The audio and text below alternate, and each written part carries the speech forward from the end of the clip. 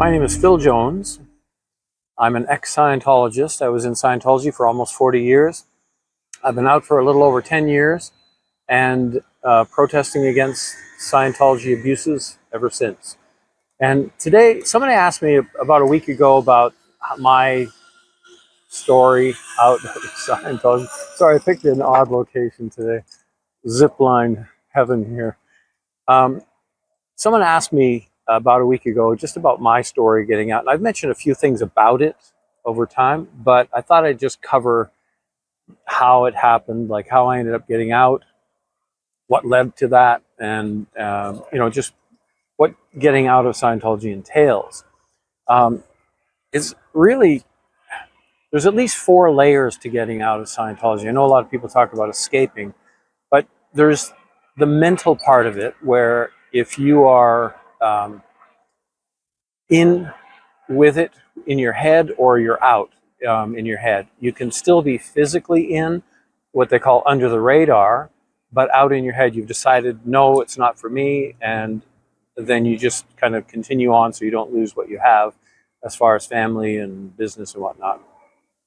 The second part is the physical part. Now that can go 2 ways. You can decide to leave, or you can be actually kicked out.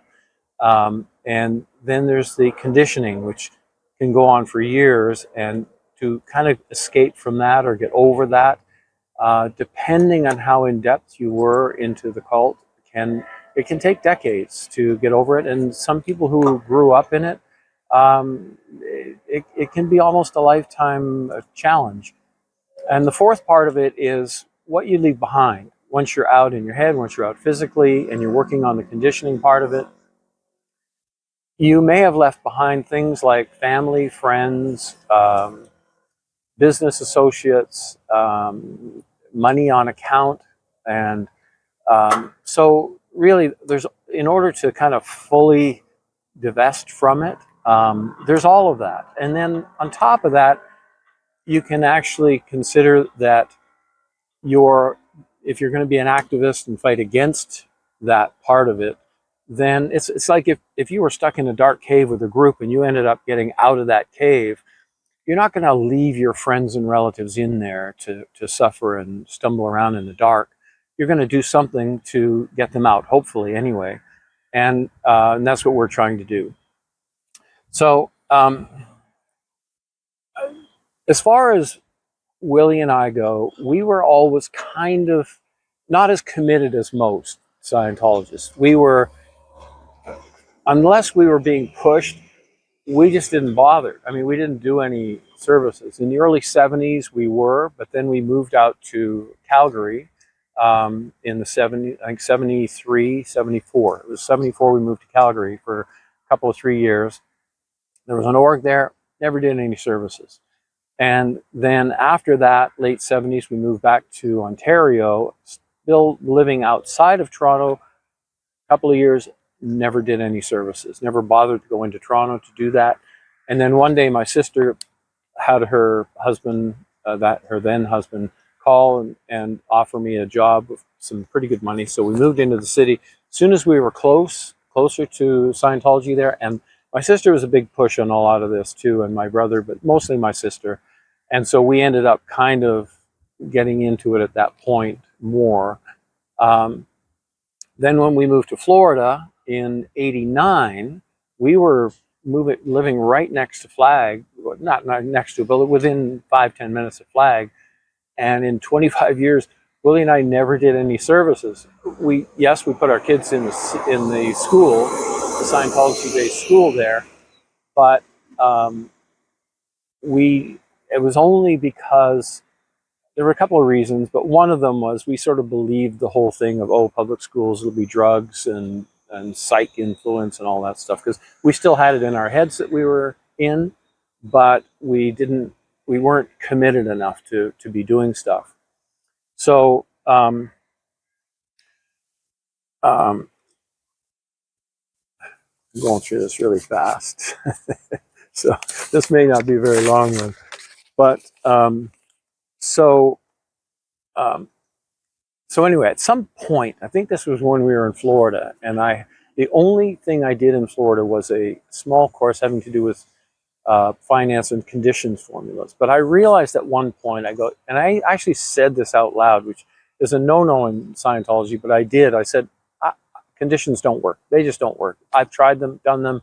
They don't work. And that was somehow or other, I still had that goal in my head of, just to the clear OT and all of the gains that you're supposed to get from it. But as far as the conditions formula, I had stepped back from that and said, nope, doesn't work. And I didn't apply them to the kids. We didn't apply them to ourselves. We just didn't use them at all. In fact, as far as the kids went, we never really applied any stuff, conditions or anything to the kids. They aside from going to the Scientology-based school, we never really applied Scientology to them at all. And the only reason that they ended up in the Sea Org was because they had gone to that school, and that was our big mistake there.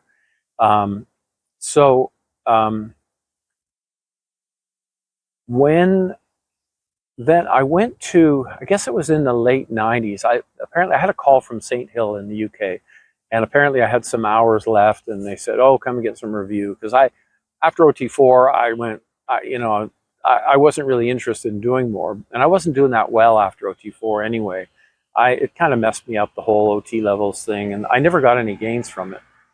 So Willie and I flew over to England, and I got this review auditing, and nothing. It was a nothing burger. At the end of it, the auditor said, is there any message you'd like to pass on to the CS? CS is the case supervisor.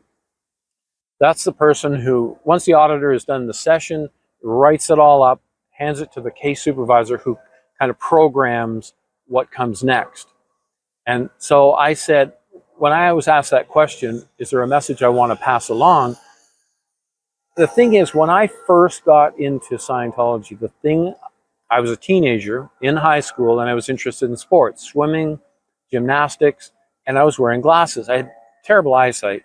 And swimming in the swimming pool area with no glasses on, it was really hard to see, and it always bothered me. Gymnastics, trying to do a flip over the box horse is difficult when you're wearing glasses, because you can put a strap on, but it's awkward. Anyway, so I wanted good eyesight. When I read in Dianetics that a clear would have perfect eyesight, that was for me, amongst the other things.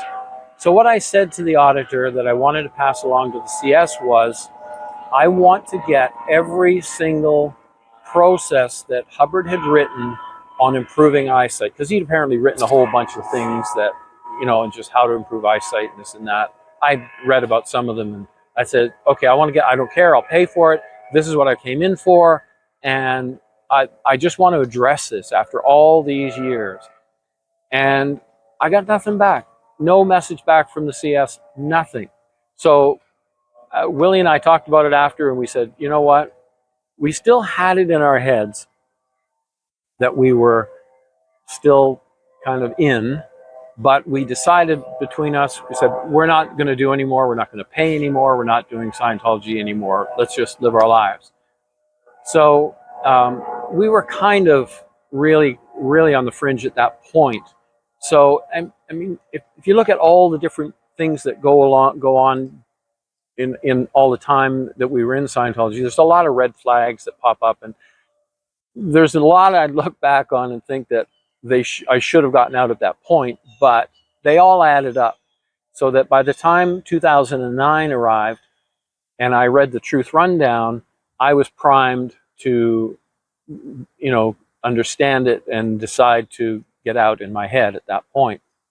And then I showed Willie, and she was also out in her head. So we remained in physically for another few years, at least 2 or 3 years, maybe more. I think maybe almost 4 years.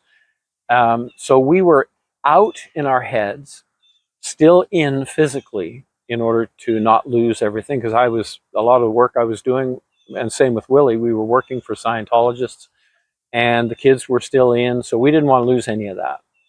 And so then at one point, I can't remember what year it was, I think it was 2012 or 13, and my sister we had moved a little away from Flag just so that we weren't going to get kind of somebody knocking at our door at 2 in the morning and saying, "Yeah, you got to come in into the org." So we had moved kind of south of the bridge, and we were living down there. And anyway, my sister kind of suspected at that point we were not with the program, so she came down. Anyway, I've told the story, but she kind of turned us in. She wrote up a thing, took it to Flag, turned us in, and said, we're not with the program anymore, and blah blah blah.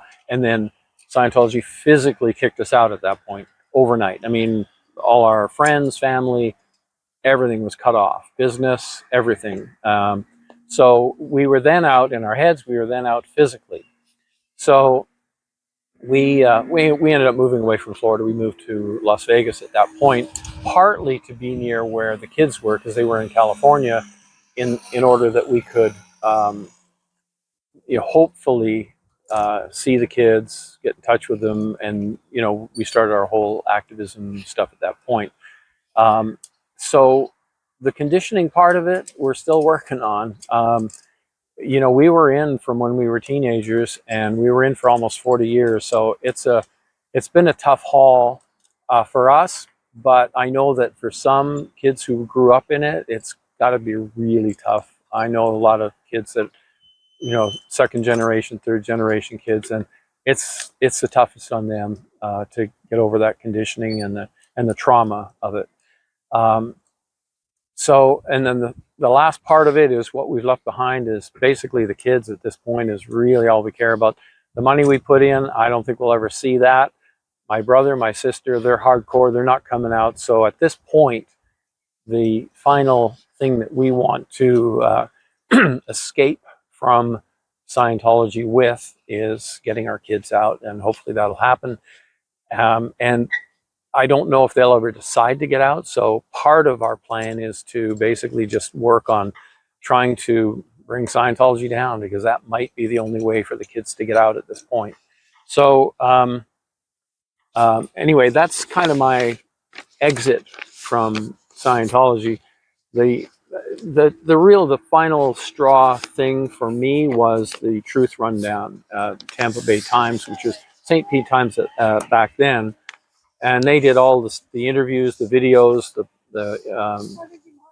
all that stuff that they had out there. It was a brilliant piece that Tobin and I can't remember his name. Anyway, they put together. And the one thing that did it for me ultimately was Jason Begay, when he was talking about "Show me fucking clear," and I looked at that and I realized that the thing that got me in was reading about clear and the attributes and the benefits: perfect eyesight, perfect memory, perfect computation, happy, all that stuff that I was looking for as a teenager that I never got. And I realized I've never seen any supposed clear in Scientology that ever had any of those attributes, not even a bit. I mean, they were just no different, and in some cases worse. There's a bit of arrogance that was added into the mix in being clear and OT and all that, but I've never saw it anyway. So having heard Jason Begay say that, it just, for me, it was instant. It was like, okay, oh yeah, that's right. I never saw anybody, and now I'm out, and that was the end of it. So anyway, that's my exit story, and call it an escape, call it whatever, but part of it we escaped, part of it we were kicked out. But ultimately, here we are out, and happy to be out. Sad that we lost the kids in the mix, but we're still working on that and still hopeful that we will at some point get the kids back. Anyway, thanks for listening. All right, bye now.